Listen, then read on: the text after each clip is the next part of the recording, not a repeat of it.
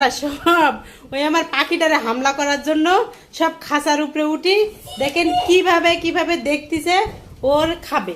এটা কি সম্ভব আদৌ? হ্যাঁ, আদৌ কি সম্ভব ওরে খাইতে পারবে? কোন পাশে না কোন পাশে দেখতেছে, ও ভয়ের ঠেলায় খাঁচার নিচে চলে গেছে, উপরে উঠতেছে না। তাহলে এই যে দেখেন অবস্থা।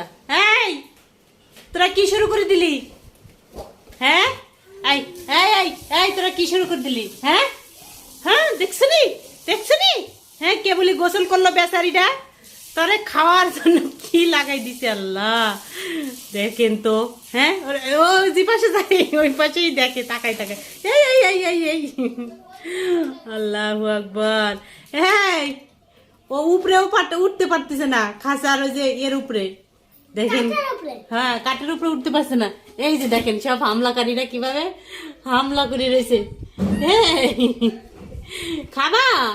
হ্যাঁ, ওরে তো খাইতে পারবা না, খালি দেখতে হবে না ওরে। এই হলো অবস্থা, বুঝতে পারছেন?